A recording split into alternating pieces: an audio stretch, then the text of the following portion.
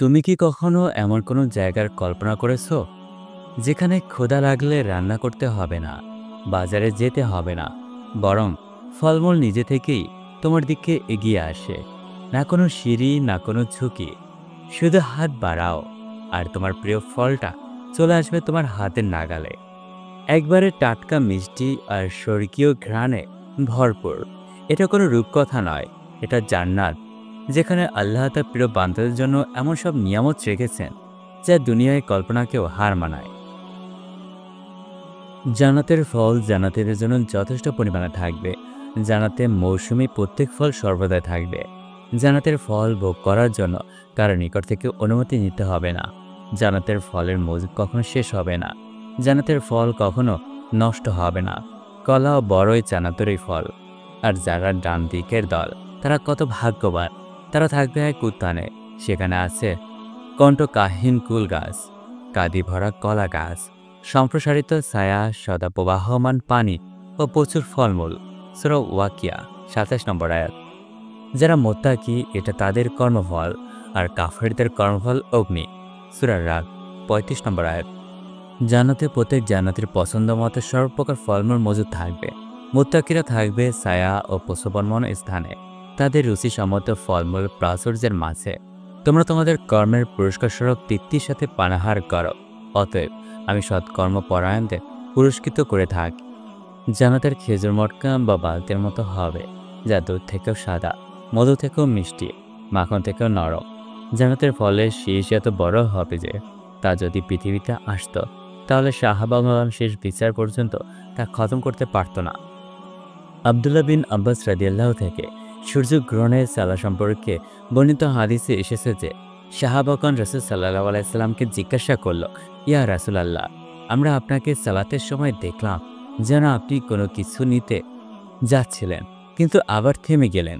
তিনি বললেন, আমি জান্নাত দেখেছিলাম আর তার একটি শীষ নিতে চাইছিলাম, কিন্তু যদি আমি তা নিতাম তাহলে তোমরা যতদিন দুনিয়ায় থাকতে ততদিন তোমরা তা খেতে পারতে। জান্নাতের একটি শীষ যদি পৃথিবীতে আসতো, তাহলে আকাশ ও জমিনের সমস্ত মাখলুকাত তা খেয়ে শেষ করতে পারত না। জাবের বিন আব্দুল্লাহ রাদিয়াল্লাহু থেকে বর্ণিত, তিনি বলেন, রাসূল সাল্লাল্লাহু আলাইহি সাল্লাম বলেছেন, আমার সামনে জান্নাত ও তাতে বিদ্যমান সমস্ত নিয়ামত উপস্থাপন করা হলো, ফলমূল, সবুজ সজীব জিনিসসমূহ। আমি তোমাদের জন্য ওখান থেকে আঙ্গুরের একটি থোকা নিতে চাইলাম, কিন্তু আমাকে থামিয়ে দেয়া হলো। যদি ওই থলেটি তোমাদের জন্য নিয়ে আসতাম, তাহলে আকাশ ও জমিনের সমস্ত সৃষ্টি জীব যদি তা খেতে, তাহলে তা খেয়ে শেষ করতে পারত না। জান্নাতের নিয়ামত সম্পর্কে বর্ণিত এ সমস্ত হাদিস মুসলমানদের জন্য কোনো আশ্চর্য বিষয় নয়, যারা গত ১৫-২০ বছর থেকে জমজম কূপকে প্রবাহিত হতে দেখে আসছে, যা থেকে সমস্ত পৃথিবীর মানুষ উপকৃত হচ্ছে। রমজান ও হজের সময় সমস্ত মানুষ, প্রত্যেক ব্যক্তি স্বচোখে তা অবলোকন করে।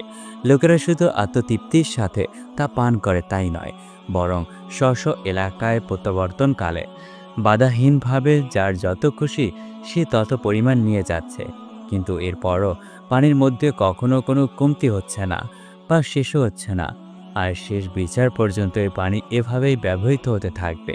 সুবহানাল্লাহ।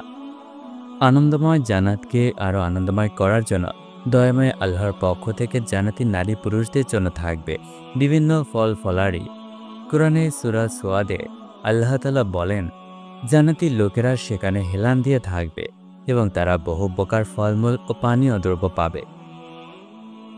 তাদের জন্য সেখানে রয়েছে ফলমূল, আর তারা যা কিছু চাইবে তা সবই, অর্থাৎ সেখানে তাদের জন্য থাকবে সর্বপ্রকার ফল ফলাদি, মজাদার এবং মনের বাসনা অনুযায়ী তারা যা কিছু চাইবে তাদের জন্য তাই উপস্থাপিত করা হবে। সূরা ওয়াকিয়ায় ফল ফলাদির কথা উল্লেখ করায় আল্লাহ তাআলা বলেন, ডান হাতে আমল প্রাপ্তগণ বিপুল ফল ফলাদির মধ্যে থাকবে, তার কখনো শেষ হবে না আর বন্ধ করাও হবে না। সূরা দাহারে আল্লাহ তাআলা বলেন, সেখানকার অবস্থা এমন হবে যে তাদের উপর বৃক্ষের ছায়া অবনমিত থাকবে, আর জান্নাতের ফল ফলাদি তাদের ইখতিয়ারের দিন করা হবে। জান্নাতীদের কেউ যখন কোনো ফল পেতে চাইবে, তখন সে বল তার কাছে চলে আসবে, গাছের শাখা নোয়ায় তার সম্মুখে ধরা হবে, মনে হবে যেন শ্রোতা খুবই অনুগত। তারা দণ্ডায়মান হয়ে ফলটির শাখাসহ ঊর্ধ্বে উঠে যাবে। আর সে যদি বসে বা শয়ন করে তখন ফলটি ও শাখা নয়ে তার হাতে নাগালের মধ্যে থাকবে। জান্নাতের ফলবান বৃক্ষগুলো নিজে নিজেই আল্লাহ তাআলার বন্ধুদের হাতের নাগালে চলে আসবে। ইচ্ছা করলেই তারা দাঁড়িয়ে দাঁড়িয়ে ফল পাড়তে পারবেন, আবার ইচ্ছা করলে বসে বসেও হাতে নিয়ে পারবেন। হযরত কাতাদাহ রাদিয়াল্লাহু বলেছেন, ফল দূরে থাকা এবং গাছে কাটা থাকার কারণে জান্নাতীগণ কখনো তা থেকে বঞ্চিত হবে না, কেননা গাছগুলো নিজে নিজেই তাদের নিকটবর্তী হবে আর তাতে কোনো কাঁটাল থাকবে না। যারা ঈমান এনেছে এবং নেক আমল করেছে তাদেরকে এ সুসংবাদ দিন যে তাদের জন্য রয়েছে এমন জান্নাত যার তলদেশ দিয়ে নহর প্রবাহিত হবে।